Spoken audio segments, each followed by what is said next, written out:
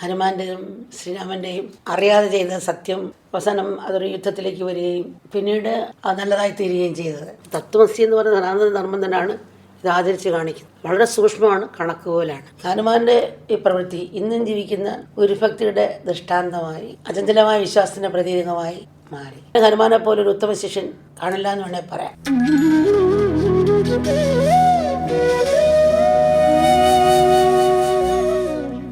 മക്കളെല്ലാം അറിയുന്ന കഥയാണല്ലോ.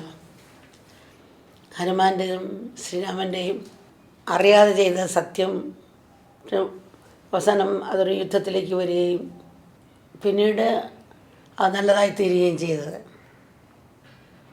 ആ സംഭവം ഓർക്കുകയാണിപ്പോൾ.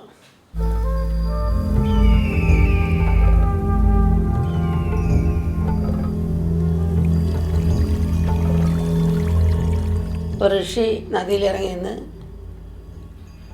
വെള്ളം കയ്യിലെടുത്ത് സന്ധ്യാവന്ദനം ചെയ്യുമ്പോൾ അതേസമയം ആകാശത്തൂടെ ഗന്ധർവൻ സഞ്ചരിച്ചുകൊണ്ടിരിക്കുകയാണ്. അപ്പോൾ താഴേക്ക് തുപ്പി. ആ തുപ്പൽ വന്ന് വീണത് ഋഷിയുടെ കയ്യിലെടുത്ത വെള്ളത്തിലായിരുന്നു. അപമാനിച്ചതിൽ മാത്രമല്ല, ഋഷിനെ ഭജിക്കാൻ വേണ്ടി എടുത്ത വെള്ളത്തിലേ വീണ്. അപ്പോൾ ദുഃഖവും അമർഷവും തോന്നി, ദേഷ്യവും വന്നു. അദ്ദേഹം പോയി ശ്രീരാമൻ്റെ അടുത്ത് പോയി തൻ്റെ ദുഃഖങ്ങൾ പറഞ്ഞു. ഇങ്ങനെ ഗന്ധർവൻ ജപിക്കേണ്ടിരുന്ന വെള്ളത്തിൽ തുപ്പി എന്നെ അവമാനിച്ചു. ഇങ്ങനെ ഈശ്വരനാമത്തിനെതിരായിട്ട് ചെയ്യുന്ന അങ്ങനെയുള്ളവരെ ജീവിച്ചിരിക്കരുത്. അതുകൊണ്ട് അവനെ വധിച്ച് ധർമ്മം നടപ്പാക്കണം. അങ്ങ് ധർമ്മത്തിൻ്റെ ആളാണ്, ധർമ്മം നടപ്പാക്കുക തന്നെ വേണം. അധർമ്മം ചെയ്യുന്നവരെ ഇല്ലാതാക്കണമെന്നുള്ള രീതിയിലാണ് ഋഷി രാമനോട് പറയുന്നത്. രാമൻ ഈ ഋഷി പറഞ്ഞ കാര്യങ്ങൾ സ്വീകരിച്ചു. എന്നെ ഒരുപക്ഷെ രാമൻ കൊല്ലുമായിരിക്കും. ആ മരണത്തിന് രക്ഷപ്പെടാൻ എന്താണ് മാർഗമെന്ന് പുള്ളി ചിന്തിച്ച് ഒരു വഴിയും കണ്ടില്ല. അവസാനം ഹനുമാൻ്റെ അമ്മയെടുത്ത് പോയി ശരണം പ്രാപിച്ചു ഈ ഗന്ധർവൻ. അപ്പോൾ ഈ ഗന്ധർവൻ കരഞ്ഞുകൊണ്ട് ഹനുമാൻ്റെ അമ്മയുടെ കാൽക്കൽ പിടിച്ചു. അമ്മ, ഞാനൊരു ആപത്തിൽപ്പെട്ടിരിക്കുകയാണ്, അമ്മ എന്നെ രക്ഷിച്ചേ പറ്റുള്ളൂ, അല്ല എനിക്ക് മരണം തന്നെ വരിക്കേണ്ടി വരും, എന്നെ കൊല്ലും. കാര്യങ്ങൾ പറഞ്ഞില്ല, ശരിക്കും വിശദീകരിച്ചില്ല. ഹനുമാൻ്റെ അമ്മയ്ക്കും ഒരമ്മയുടെ മനസ്സുണ്ടല്ലോ. അപ്പോൾ തൻ്റെ മോനാണിങ്ങനെ സംഭവിച്ചല്ല എങ്ങനെയാണ് എന്നുള്ളൊരു ചിന്ത വന്ന് ഹനുമാൻ്റെ അമ്മയ്ക്ക്. അപ്പോൾ ഗന്ധർവനോട് പറഞ്ഞ്, മോന് വിഷമമുള്ള കാര്യം എൻ്റെ മോനോട് പറയാം, മോൻ വിഷമിക്കില്ലേ, പരിഹാരം എന്തെങ്കിലും കണ്ടെത്താം മോനെ എന്ന് ഈ ഗന്ധർവനോട് പറഞ്ഞ് ആശ്വസിപ്പിച്ച്. അപ്പോൾ ഹനുമാൻ വന്നപ്പോൾ ഈ ഗന്ധർവൻ വന്ന് കരഞ്ഞു പറഞ്ഞു, ഞാൻ വാക്ക് കൊടുത്തു പോയി മോനെ, അവനെ രക്ഷിക്കാമെന്ന്.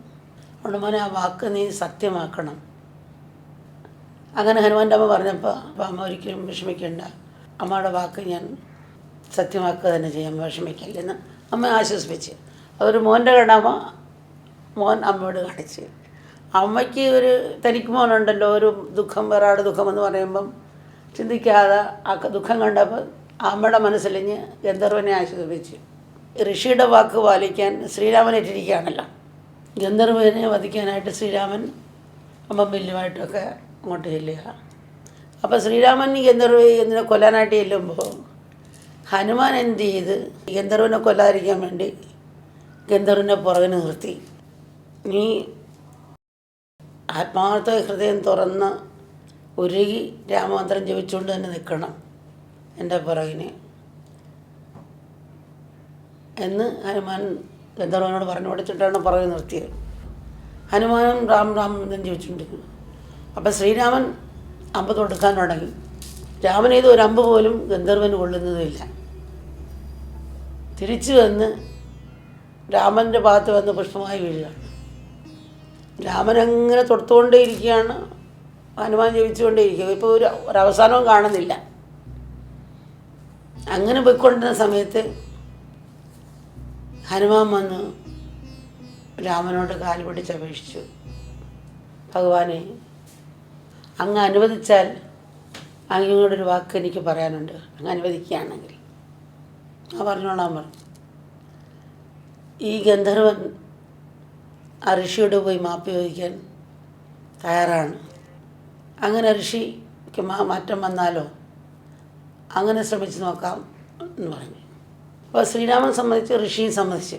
അങ്ങനെ അവരുടെ വഴക്ക് ഒത്തുതീർപ്പായി. മരണഭയത്തിൽ നിന്ന് ഗന്ധർവൻ രക്ഷപ്പെടുകയും ചെയ്തു. അധർമ്മം മാത്രം കാണിച്ചുകൊണ്ടുവന്ന ഗന്ധർവനാണ്. അയാൾ തലകുനിക്കാൻ തയ്യാറായി. അയാൾ ധർമ്മത്തിൻ്റെ മാർഗത്തിലേക്ക് ഗന്ധർവൻ പോവുകയും ചെയ്തു. പിന്നീട് ശ്രീരാമൻ ആദ്യം വാക്ക് കൊടുത്തു. ശ്രീരാമൻ ആദ്യം സത്യം ചെയ്ത കാര്യം ഹനുമാനും അറിഞ്ഞില്ല. പക്ഷേ ഹനുമാൻ വാക്ക് കൊടുത്തു, അമ്മയ്ക്ക് വാക്ക് കൊടുത്തു, സത്യം പാലിക്കുകയും ചെയ്യണം. സത്യത്തിൽ ശ്രീരാമൻ്റെ ശിഷ്യനാണ് ഹനുമാൻ.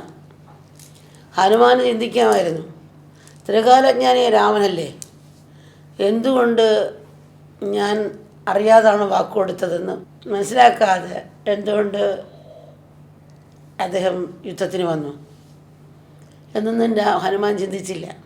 ആ വിശ്വാസം ഹനുമാൻ്റെ മനസ്സിൽ നിന്ന് പോയില്ല. ഉറച്ച വിശ്വാസം തന്നെ നിന്നു. ശിഷ്യൻ്റെ നേരെ ഗുരു ശിഷ്യനെ അമ്പ ചെയ്യുമ്പോഴും ഒരു ദേഷ്യവും ഹനുമാന് തോന്നിയില്ല. ദാസ്യഭായത്ത് രാം രാം രാം മാത്രം ജപിച്ചുകൊണ്ടിരുന്നു.